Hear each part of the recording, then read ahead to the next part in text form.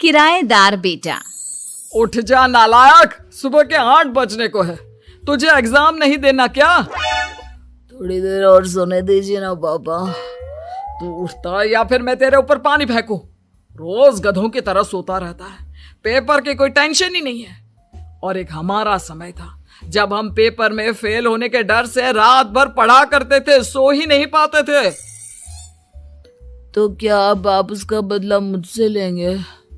मैं 15 मिनट बाद उठ जाऊंगा, आप प्लीज जाइए, मुझे डिस्टर्ब मत कीजिए। इतना कहकर रौनक रजाई ढककर फिर से सो जाता है। तू ऐसा नहीं मानेगा, रुक मैं अभी पानी लेकर आता हूं। बस फिर क्या था, इतना कहकर वो भागते हुए बाथरूम में जाते हैं और पानी की एक बड़ी सी बाल्टी लाकर रौनक के ऊपर फेंक देते हैं। पानी पड़ते ही रौनक झट से उठ जाता है। ये आपने क्या किया पापा? अब तो उठेगा नहीं तो यही करना पड़ेगा ना।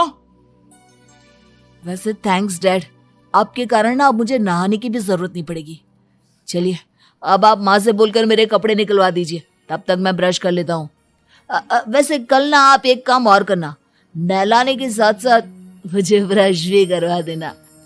ये ब्रश करने में ना मुझे बहुत आलस आता है। रौनक की बातों से अरविंद का मुंह खुला का खुला रह जाता है। वो अपनी पत्नी कमला के पास जाता है और रौनक की हरकतों के बारे में बताता है, जिसे सुन उसकी पत्नी हंसने लगती है। तुम अपने बेटे को समझाने के बजाय हंस रही हो। रौनक बच्चा है, धीरे धीरे सुधर जाएगा, आप क्यों उसके पीछे पड़े रहते हो? अभी नहीं सुधरेगा तो कब सुधरेगा? 10वीं क्लास में है रौनक, वो अब कोई बच्चा नहीं रहा। अरविंद की इतना बोलते ही वहां रौनक भी आ जाता है। क्या डैड, मैंने आपको एक काम दिया था, वो भी नहीं हुआ आपसे। अरे क्या हुआ बेटा?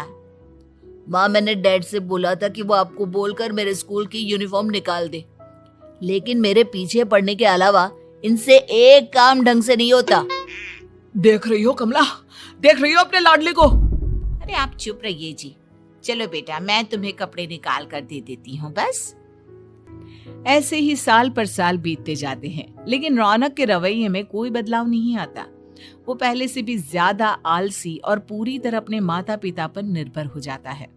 2 साल बाद पता नहीं कहाँ गायब रहता है पूरे दिन, अब तक तो आ जाना चाहिए था।